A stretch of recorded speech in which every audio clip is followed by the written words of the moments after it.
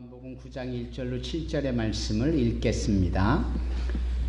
예수님이 길을 걸어가실 때 나면서부터 안 못 보는 사람을 보셨습니다. 예수님의 제자들이 예수님께 물었습니다. 선생님, 이 사람이 이렇게 안 못 보는 사람으로 태어난 것이 누구의 죄 때문입니까? 이 사람 때문입니까? 아니면 그의 부모 때문입니까? 예수님께서 대답하셨습니다. 이 사람이나 그의 부모가 죄를 지어 이렇게 된 것이 아니다. 이 사람이 나면서부터 앞을 보지 못한 것은 하나님의 일을 그 사람의 생애를 통해 나타내기 위해서이다. 우리는 낮이 계속되는 동안 나를 보내신 분의 일을 계속해야 한다. 아무도 일할 수 없는 밤이 올 것이다. 내가 세상에 있는 동안 나는 세상의 빛이다. 예수님께서는 이 말씀을 하신 후 땅에 침을 뱉어 그것으로 진흙을 만드셨습니다. 그리고 그 진흙을 앞을 보지 못하는 사람의 눈에 발랐습니다. 예수님께서 그 사람에게 말씀하셨습니다. 실로암 샘에 가서 씻어라. 실로암은 보냄을 받았다라는 뜻입니다. 그 사람은 샘으로 가서 씻었고 앞을 보게 되어 돌아왔습니다. 아멘. 가족들이 오손도손 둘러앉아 볼만한 영화가 있으니 그 영화 중에 하나가 크레머 대 그레머라는 영화입니다. 크레머 성을 가진 부부 이야기입니다. 크레머 vs 크레머. 그런데 잘 아는 배우 더스틴 호프만과 그리고 메릴 스트립이라는 이 유명한 헐리우드 배우가 부부로 등장한 겁니다. 그런데 갈등이 생기고 이 부인인 메릴 스트립이 그 가정을 떠납니다. 그 둘 사이에는 어린 꼬마 아들이 하나 있었는데 어느 날 갑자기 엄마가 떠나고 안 보이는 상황 가운데 이 아들이 궁금합니다. 아빠에게 묻습니다. 아빠, 엄마가 왜 집을 떠났어? 두 번째 질문은 내가 평소에 나쁜 짓을 많이 해서 엄마가 떠난 거야? 라고 대화를 합니다. 의미심장합니다. 여러분, 무슨 일이 닥치면 우리는 그렇게 닥쳐진 일에 대하여서 왜 그런 일들이 일어났는지에 대하여서 궁금해합니다. 그리고 그 궁금한 것에 대한 이유, 동기, 사연, 까닭이 있을 것이다 이렇게 생각을 합니다. 왜 아니겠습니까? 무슨 일이 예견치 않은, 기대하지 않은 불행한 일들이 우리 가운데 벌어지면 우리는 그렇게 생각을 합니다. 왜 이런 일이 나에게 생기지? 어떻게 이런 일이 생길까? 어제 그제 저는 계속해서 성수대교를 옆에 어떤 분을 모시고 오간 적이 있습니다. 성수대교는 이미 오래전에 무너졌던 끔찍한 사고의 현장 아닙니까? 그때 성수대교가 출근길 상황에서 갑자기 무너져 내렸을 때 많은 사람들이 생명을 잃었습니다. 끔찍한 일이었죠. 사람들이 그 일어난 재난의 일들에 대하여서 궁금했습니다. 어째서 이런 일이 있었을까? 그리고 그것은 기술적으로 다리에 서로 연결짓는 그 핀이 부러짐으로 한 블럭이 꺼져 내린 것이다. 이런 이유를 밝혀내고 맙니다. 그러나 거기서 끝나지 않고 그럼 이건 누구의 책임인가? 결국은 관리 소홀에 따른 서울시의 책임이다. 이렇게 설왕설래가 있으며 예견치 않은 문제 발생에 대해 이유를 찾고 그 이유에 대한 책임을 물으려고 하는 겁니다. 더 나아가서 좀 더 철학적이고 종교적인 사람들은 그런 끔찍한 일에 대하여서 이것은 하나님의 심판이다 이렇게 이야기를 합니다. 갑자기 경제 발전이 이루어지면서 사람들이 걷잡을 수 없는 물질 만능주의에 빠지면서 하나님을 예배해야 될 때 예배하지 아니하고 엉뚱한 곳에 가 있고 하는 이런 모든 일들에 대한 하나님의 심판이다 이렇게 또 빠른 그러한 입으로 문제 제기를 하고는 나섭니다. 이번 투르키에 또 시리아에서의 지진도 그런 차원에서 이야기하는 사람들이 왕왕 있습니다. 그래서 이런 지진은 불가항력적인 일로 발생할 수 있지만 그 시리아나 투르키의 지역이 큰 지진에 이 판이 서로 부딪히는 지역이고 앞으로도 그러한 일들이 얼마든지 있을 수 있으며 과거에도 소위 소아시아 지역이 운운되어졌던 그 요한계시록에 처음 사도 요한이 언급한 그때도 이미 저 지진의 역사가 많이 있었기 때문에 어쩔 수 없는 것이다 라고 하지만 한편으로는 주님이 다시 오실 이때에 하나님의 심판이 가깝다라는 것을 우리 주님께서 친히 그때에는 난리와 난리의 소문과 전쟁과 기근과 지진이 일어날 것이다라는 이 말씀을 빗대어서 하나님의 심판이 가까웠다라고 말하고는 있습니다. 그러면서 이렇게 이야기를 하고는 하지요. 하나님이 하늘에 계신데 그 하나님이 좋으신 하나님인데 어떻게 그 하나님이 이런 끔찍한 일들을 사람들에게 펼쳐놓으실까? 그렇게 사람들이 입을 모아 이야기를 합니다. 그렇지 않겠습니까? 이게 우리들의 특징 중에 하나입니다. 늘 이유를 찾아 나서고 그 이유에 대한 책임을 묻고 그 책임이 결국은 우리가 아닌 그 누군가에 대한 이런 부분으로 얘기를 합니다. 원래 우리나라 사람들이 이렇게 흘러내려왔던 정서 속에 주어진 격언 중에 하나가 잘 되면 다 자기 탓이고요. 못 되면 다 조상 탓이라 이런 이야기를 하고는 합니다. 그러니까 지금 내가 어려움을 겪고 있다. 내가 힘든 일을 당하고 있다. 내가 금수저가 아니고 흙수저다. 이게 다 부모 잘못이고 이게 다 조상 탓이고 누구는 느닷없이 부동산이 올라서 땅을 내가 기업으로 받고 떼부자가 됐는데 나는 정말 삿갓뱀이 이 호남분들이 그런 말을 써요. 삿갓뱀이. 난 그게 뭔지 몰랐는데 삿갓을 던져서 덮으면 덮어질 조그만 땅떼기를 삿갓뱀이라고 하더라고요. 예. 그런 삿갓뱀이조차도 나는 받은 게 없으니 내가 지금 이렇게 경제적으로 어려운 것은 다 부모 탓이고 다 조부모 탓이고 집안 내력 탓이고 다 그렇게 이야기를 쉽게 하고는 합니다. 그리고 그러면 그럴수록 어떻게 해요? 행복도 없고 자신의 삶의 자랑도 못 되고 늘 위축되어진 채 그렇게 찌그러진 인생을 살고는 한다 이 말씀입니다. 그러나 그것이 과연 옳은 일일까요? 예. 우리는 스스로에게 자문을 해보고 또 오늘 본문의 말씀에서 답을 얻고자 합니다. 사랑하는 성도 여러분, 오늘 본문의 말씀은 어떤 내용입니까? 예수께서 길을 가시는데 사람들이 많이 주님을 따릅니다. 그런데 그 가던 길에 나면서부터 소경된 자가 있는 겁니다. 나면서부터 눈을 못 뜨고 태어난 선천적으로 눈이 가려진 불구의 몸으로 태어난 자가 있는 겁니다. 선천적이지요. 사고나 영양결핍이나 어떠한 일이 주어져서 후천적으로 그렇게 시력을 잃은 게 아니라 태어나면서부터 이 소경이었다 이 말이에요. 그것에 대하여 사람들이 제자를 통하여 예수께 묻는 겁니다. 뭐라고 묻느냐 하면은 이 사람이 어떻게 태어나면서부터 소경일까요? 선생님? 도대체 무슨 이유 때문에 무슨 까닭이 때문에 이 사람이 선천적으로 장님으로 태어났을까요? 후천적이었다면 이 사람이 살다가 죄를 짓거나 그런 까닭의 원인을 제공한 당사자니까 그럴 수 있겠지만 태어나면서부터 소경이라면 아마도 부모의 죄 때문인 것은 아닐까? 그 집안 내력 속에 혹시 하나님 앞에 불경스럽거나 불의한 일의 결과물로 이 자가 태어나면서부터 소경은 아니었을까? 라는 차원으로 주님께 묻는 겁니다. 그러니까 그 영화 크레머 대 크레머에서도 이 꼬마의 고백이나 성수대교의 무너짐 속에 나타났던 사회적 현상이나 지금 튀르키예나 시리아에 불어닥친 이 지진의 재난으로 인한 많은 사람들의 이 마음가짐이 다 비슷비슷한 건데 그게 여기 요한복음 9장에도 여실히 드러나고 있는 겁니다. 이런 점에 있어서 우리 주님의 말씀은 무엇이었습니까? 아니다. 이 사람의 죄도 아니고 이 사람의 부모의 죄도 아니다 라고 말씀합니다. 뭐라고요?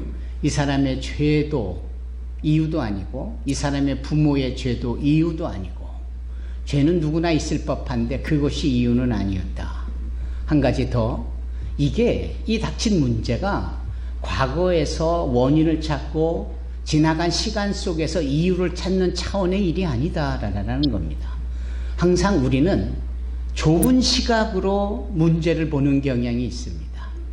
그래서 항상 책임져야 될 것에 대하여 이유를 찾고 까닭을 찾고 사연을 찾는 부분에서는 항상 뒤를 돌아보며 지나온 과거 속의 어느 상황, 어느 시점을 근거에 두고 이유를 찾으려고 하는데 전혀 예수님은 그렇게 하시지 않는 겁니다. 이게 중요한 겁니다. 오히려 예수님은 이 문제의 원인과 또 이 문제에 대한 동기를 과거에서 찾지 아니하고 앞으로 있어질 미래에서 찾는 것이에요. 이게 대단히 놀라운 일입니다. 우리는 한 번도 생각해 볼 수 없었던 우리 앞에서 주시는 주님이시기에 가능한 이 문제의 원인을 찾아내시는 겁니다. 대단히 혁신적이고 대단히 놀라운 일입니다. 이자가 태어나면서부터 소경이었던 것은 다름 아니라 과거에 이 사람의 지은 죄나 이 사람의 부모의 죄나 이 사람의 조상에서 겹겹이 쌓여진 죄악의 결과물로 이 자가 태어나면서부터 소경이 된 것이 아니라 이 자의 앞으로의 삶 속에 하나님이 어떠한 특별한 일을 하시려고 그 이유 때문에 장차 하나님이 행하실 일을 위하여 이 자는 준비되어진 채 태어나면서부터 소경이었다라는 거예요. 이게 오늘 본문의 핵심입니다. 본문의 내용이 바로 그것인 거예요. 여러분, 여기서 우리가 감동을 얻고 깨달음을 얻는다면 바로 이겁니다.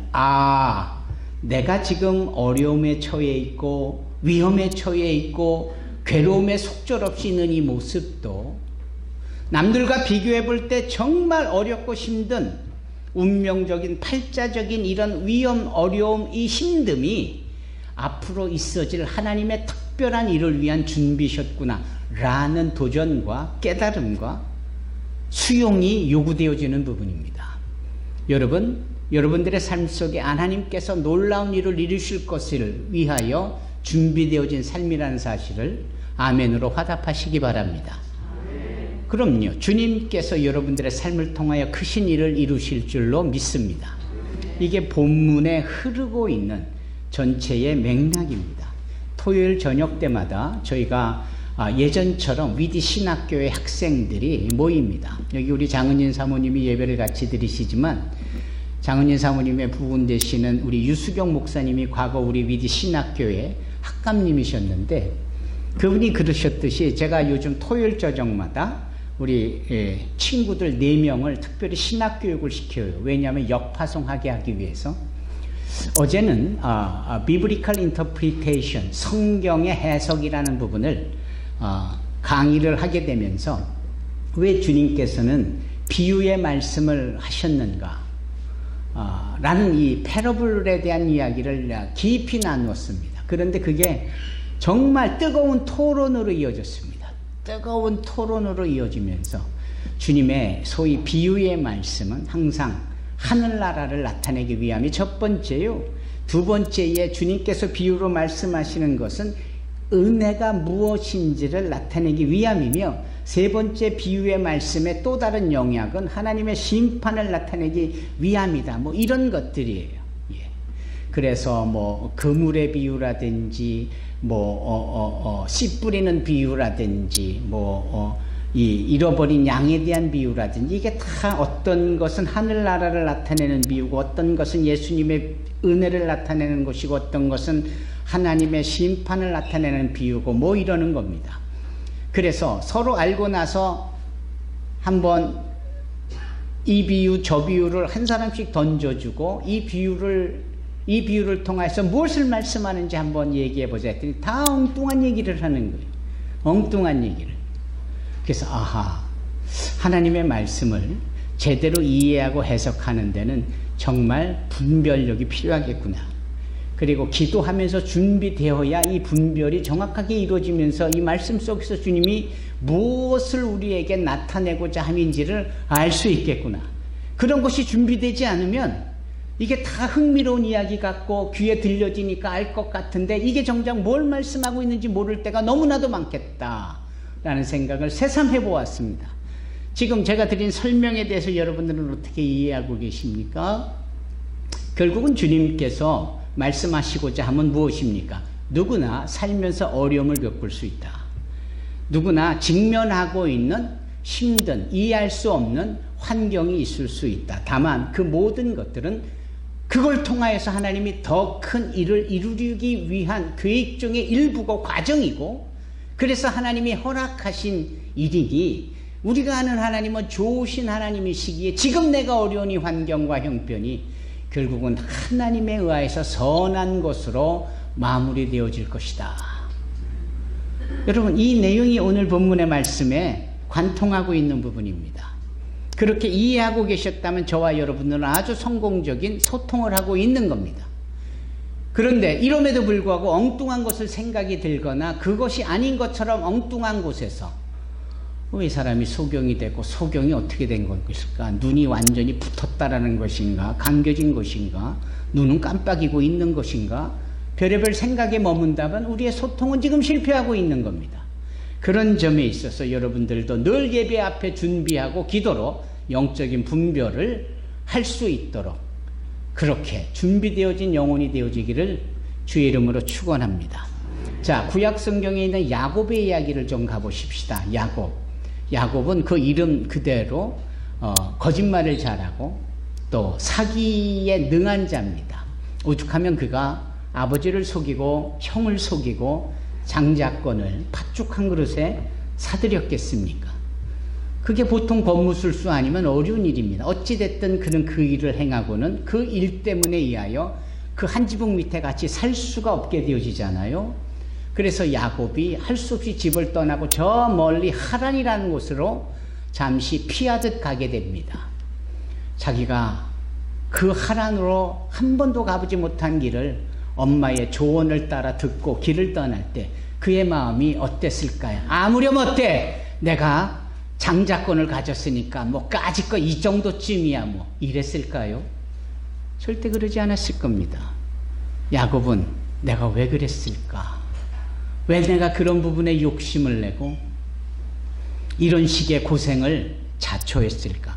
얼마나 심히 마음에 어려움이 있었고 얼마나 불편했었을까 말입니다. 그가 길을 가다가 해가 뉘엿뉘엿 넘어가서 가던 길을 멈추고 잠을 청하여야 되는데 지금 저 1층에 지금 다 주무시고 계십니까? 예. 네. 잠을 청하여야 되는데 마땅히 편하게 누울 곳이 없으니까 그냥 길 옆에 돌을 하나 주셔다가 베개를 삼고 잠을 잤다 그래요. 그 상황 자체가 얼마나 야곱이 험난하고 힘들고 외롭고 누구도 환영해주지 않는 그러한 힘든 길인지를 나타내 보여주고 있는 대목 아닙니까? 그 야곱이 힘들고 어려운 겁니다. 그런데 그렇게 돌베개를 취하고 잠을 자는 동안 꿈을 꿉니다. 그 꿈에 하늘과 이 야곱 자기가 누워있는 땅에 큰 사닥다리가 연결이 돼 있으며 하나님의 천사가 오르락내리락 하더니 그곳에서 하나님의 음성이 들리는 것이 아닙니까? 야곱아, 지금 있는 이 자리가 내게 너에게 약속으로 주기로 한 거룩한 곳이다. 꿈에서 깬 야곱은 비로소 깨달음을 얻습니다. 아, 내가 지금 이 어렵고 힘든 상황에 있으나 내가 너무나도 외롭고 나홀로 버려진 채 있는 이 모습이 분명했지만 아니었구나. 하나님은 여전히 나와 함께하고 계시고 내가 이 어려운 상황의 과정 속에 있지만 이 과정을 통하여 하나님은 놀라운 당신의 약속의 말씀을 이루려 하시는 것이로구나. 그래서 야곱은 자신의 실패한 것 같은 삶 속에서 하나님의 놀라운 계획이 있음을 보고 그가 거기에 돌을 취하여 기둥을 쌓고 그곳 이름을 베델, 벳은 히브리어로 집입니다. 집, 하우스. 엘은 히브리어로 엘로힘, 엘샤다이, 하나님을 의미합니다. 하나님의 집. 그러니까 내가 지금 힘들고 어려워도 내가 지금 어디 있느냐? 하나님의 집 안에 거하고 있구나. 하나님은 지금 나의 삶을 통하여 뭔가 특별한 일을 계획하시고 그 일을 이루고 있구나. 그래서 그는 하란을 힘있게 나갈 수 있었고 하란에서도 여러 롤러코스터를 타듯이 우여곡절이 있었지만 그는 흔들림 없이 큰 가문을 이루면서 그가 떠났던 베델로 돌아오게 되어집니다. 그 베델로 돌아오는 타이밍도 하나님께서 야곱에게 베델로 오라 라고 하시는 음성을 듣고 그가 베델이라는 목적지를 향하여 움직일 수 있었다라는 겁니다. 그런 야곱의 가문은 아브라함과 이삭의 뒤를 이어서 장차 약속의 성민의 구원의 계보에 당당히 자리 잡고 그 틀을 계보의 단초를 세워가고 있었으니 여러분, 이것이야말로 하나님의 큰 계획이 아니고 무엇이었겠습니까? 한 사람의 욕심과 거짓말을 내밀어서 인하여서 잘못된 이 가족관계 등 힘들 수 있는 상황이었지만 하나님은 오히려 그것들을 통하여 놀라운 일들을 펼치시고 이루셨다라는 겁니다. 그 야곱을 부러워할 것만이 아니라 오늘 야곱처럼 사는 우리의 삶에 하나님의 동일한 역사가 펼쳐지고 있음을 믿습니다. 요셉의 이야기로 가보십시다. 요셉. 요셉은 이 야곱의 자식이었어요. 저 막내 쪽에서 두 번째 자식 요셉. 근데 그가 아버지 야곱의 사랑을 너무 한 몸에 받으니까 스스로 우기고 뻣뻣대고 뭐 그러는 게 있었습니다. 그러다 보니까 다른 형님들을 우습게 알고 말이지요. 그래서 그 형님들은 이 요셉을 싫어라 했습니다. 그런데 아시다시피 요셉이 신기한 꿈을 몇 번 꾸잖아요. 그 꿈에 이 형들을 대표하고 예표하는 볕단이라든지 하늘에 빛나는 별이라든지 이런 것들이 자기 요셉에게 넙죽절하는 이런 형상처럼 보이는 꿈을 꾸게 되잖아요.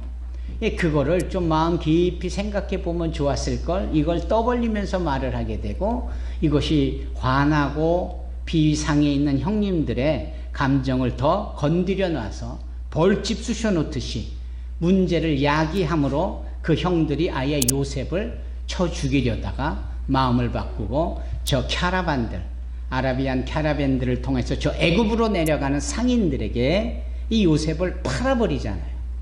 그러면 이제 요셉은 큰일 났습니다. 나이도 어린 아이가 한 번도 보도 듣도 못한 애굽에 휙하니 던져지는 얼마나 끔찍한 현상입니까?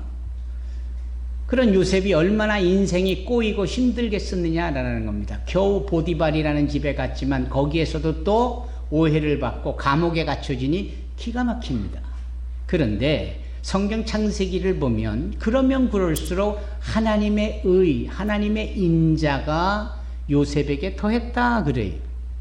문제가 더 심각해지는 상황 같을 때 하나님의 인자는 그 문제보다 훨씬 더 풍성한 하나님의 사랑과 위로와 격려와 동행하심의 역사가 더 있더니 마침내 요셉이 그 애굽의 국무총리까지 올라가지 않습니까? 형들에게 멸시당하고 팔렸던 휴먼 트래피킹과 같은 이 인신매매와 같은, 아니 그것도 듣도 보던 사람들한테 잘못 걸려서 인신매매 당했으면 그것도 큰일인데 이거는 피를 나는 형제들한테 인신매매를 당해서 팔렸으니 보통 심각한 인생이 아니잖아요. 그러나 하나님은 그 끔찍한 상황에 있는 요셉을 놀라운 일을 통하여 하나님께서 그 애굽의 큰 나라의 국무총리의 반열에 서게 합니다. 대단하지요?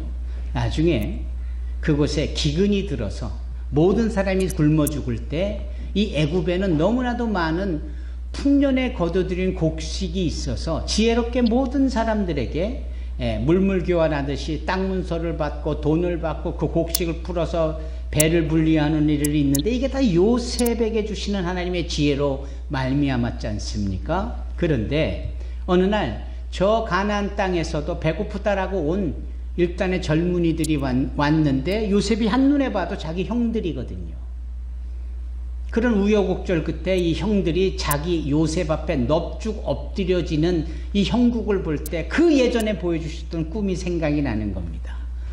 참 요셉이 그러면서 나중에 이 전부 사정을 알게 된 형들이 자기들이 엎드린 이 애굽의 실세인 저 국무총리가 자기가 돈 받고 팔아제낀 자기의 막내 동생이었던 요셉인지를 알고 사시나무 떨듯이 두려워하게 되어지는 그 상황 속에 요셉이 뭐라고 합니까? 두려워 떨지 마시오 형님들. 형님들은 내게 악을 행했지만 하나님은 내게 선을 행하셨습니다. 하나님은 나에게 이 애굽으로 보내지는 이 어렵고 힘든 과정 넘어 이처럼 모든 민족들을 먹이고 기근 속에 구원해내시려는 놀라운 계획을 이미 갖고 계셨던 겁니다. 여러분, 요셉의 이 위대한 고백 대단하지 않습니까? 그게 바로 오늘 본문의 내용과 동일한 거예요. 이 사람은 날 때부터 소경된 자였어요. 눈을 시퍼렇게 뜨고 있는 우리가 보면 참 안된 인생이고 어쩌다 저랬을까 참 가슴 아프다. 이 정도의 위로만 할 수 있었겠죠. 그러나 하나님은 그런 차원의 값싼 위로가 아닌 그의 감겨진 채 이 땅에 태어났지만 그의 삶을 통하여 더 큰 일을 이루시는 하나님의 계획과 목적이 있었고 마침내 그의 눈을 번쩍 뜨게 하여 주심으로 모두가 다 하나님의 능력을 보게 되고 하나님의 역사를 경험하게 되어지더라. 그러면서 하나님의 전지전능하신 역사 앞에 모두가 다 숨죽이며 경배할 수밖에 없는 일들로 이끌어내시더라라는 겁니다. 이게 오늘 본문입니다. 이 본문에서 엉뚱한 것으로 이해하실 것 없습니다. 본문에서 유유히 흐르는 하나님 주님의 가르침에 우리의 영혼이 꽂히고 우리의 이해가 오버랩이 되어져서 주님의 가르침의 말씀을 하나도 놓침없이 우리의 마음밭에 새기는 역사가 있기를 주님의 축원합니다.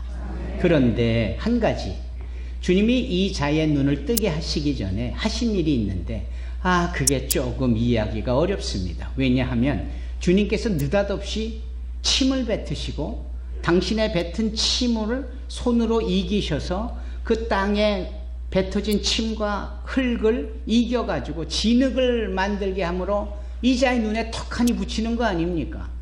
이 부분이 참 받아들이기가 어려운 겁니다. 그냥 말씀으로만 해도 얼마든지 눈을 뜨게 하실 분이신데 구태여 이런 비위생적인 과정이 필요했을까? 주님께서 느닷없이 이런 일을 하시려는 그 의도나 취지나 목적은 무엇일까? 그것은 나면서부터 소경된 자가 눈이 번쩍 띄어지는 이 일련의 과정하고도 대단히 연관성이 있습니다. 주님은 한 사람의 인생 속에 이런 변화를 얼마든지 일으켜 세울 수 있고요. 우리가 도저히 받아들일 수 없는 상황 가운데서도 주님이 하시면 하시는 겁니다. 우리는 그저 누구의 불평, 조상 탓하고 부모 탓하고 이러는 데만 익숙해 있지요. 그래서 느닷없이 침을 뱉어 비위생적으로 진흙으로 눈에 바르는 것에서 또 왜 이렇게 하시느냐? 별의별 또 말들을 많이 하지만 주님은 그런 것에 굴하지 아니하시고 가서 저 실로암 목가에 가서 씻으라. 이해할 수는 없지만 그 실로암 목가에서 씻으니 그의 눈이 깨끗해지고 환히 띄어지더라. 여러분, 주님의 선한 역사 앞에 우리가 이런저런 궁금함과 의구심은 가질 수 있겠지만 그걸 토대로 주님을 비난하거나 조상 탓하듯이 주님 탓하는데 익숙해서야 되겠습니까? 어떠한 순간에도 하나님께서는 나에게 특별한 선한 계획이 있으시구나 라는 사실을 믿고 그렇게 주님의 허락하신 모든 환경과 형편과 상황들을 수용하고 순종해 나갈 수 있기를 바랍니다. 하나님의 놀라운 일들이 저와 여러분들의 삶에 가득히 임하게 되어지리라 믿습니다. 기도하겠습니다.